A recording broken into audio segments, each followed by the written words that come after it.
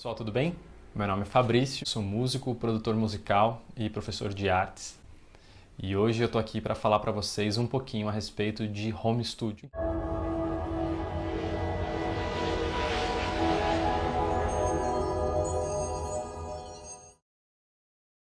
Em primeiro lugar, em tempos de grande disseminação, dos artigos digitais, do barateamento desses produtos e de uma certa democratização do acesso a essas tecnologias, a gente passou a migrar de um sistema de produção musical que era analógico, feito com fitas e equipamentos hoje antigos, dentro desse campo da eletrônica analógica, para os processos digitais, como por exemplo o uso de gravadores digitais e computadores, que é a realidade da maioria das pessoas.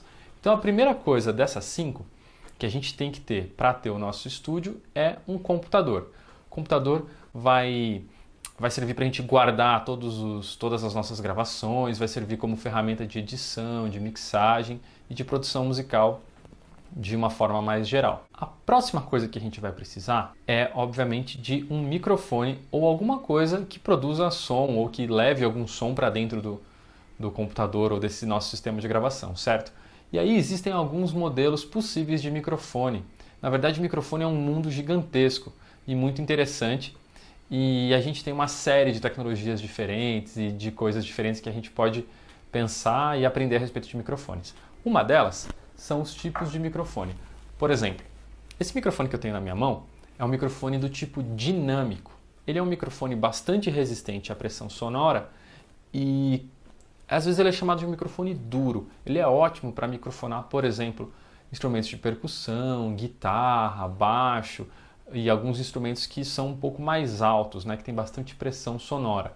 Uma outra vantagem deles é que eles costumam limpar bastante o som que chega, porque eles não têm uma grande sensibilidade, não são os microfones mais sensíveis. Um bom microfone dinâmico, ele consegue responder muito bem a diferentes frequências, tipos de voz, de instrumentos e tal, sem perder essas nuances, mas ele ainda assim consegue ter uma certa limpeza do som que ele capta e podendo aguentar bastante pressão sonora. Acho que essa é uma grande questão.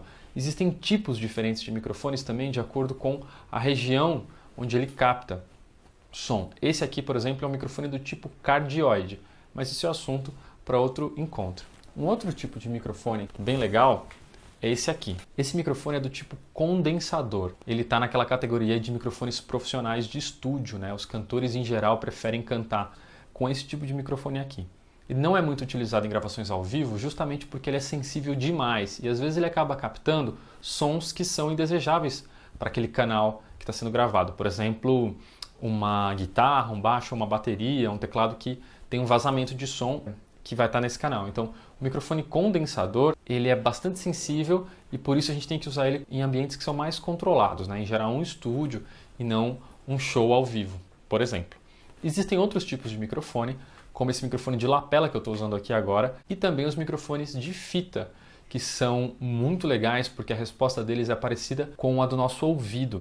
São bastante precisos, mas eles têm uma certa suavidade, eles não são perfeitos demais, por assim dizer. As pessoas têm gostado muito dos microfones de fita e são modelos, são estilos, uma tecnologia bastante antiga, na verdade, mas muito interessante também. Costumam ser bastante caros e só alguns estúdios têm, eles não são tão versáteis assim. Nosso terceiro item são as interfaces de som. As interfaces de som, elas são responsáveis por pegar o som desse microfone e levar para dentro do nosso computador ou de um tablet, celular, isso também é possível ser feito. Essa que tenho aqui é uma interface já bastante antiga de uma marca chamada M-Audio. Ela é do tipo USB, ela vai ser responsável por pegar esse som analógico, por exemplo, que está vindo de um microfone, converter esse som para bits, para coisas que o computador consegue entender. Então ela vai fazer a função de um conversor analógico digital. E também faz o caminho inverso, do digital para o analógico. Ou seja, ela é uma interface tanto de entrada para o computador, quanto de saída de som. Então se a gente tem caixas de som ou monitores de referência, fones de ouvido, a gente também conecta nessa interface. E os instrumentos vão aí, violão, guitarra, baixo, microfones. As interfaces, essa daqui tem 2 canais. mas elas podem ter muitos canais, até, sei lá, 32 canais, 16 canais. É muito comum a gente encontrar interfaces USB com 8 canais, que é ótimo para gravar, por exemplo, uma bateria, que são várias peças, vários instrumentos ao mesmo tempo, né? Ou até, imagina um show ao vivo, a gente pode precisar de mais de 16 canais para gravar cada instrumento no seu canal certinho. Essas interfaces elas vão fazer isso, fazer essa conversão e entregar para o nosso computador cada instrumento separadinho em cada canal, de acordo com a organização que a gente fez previamente.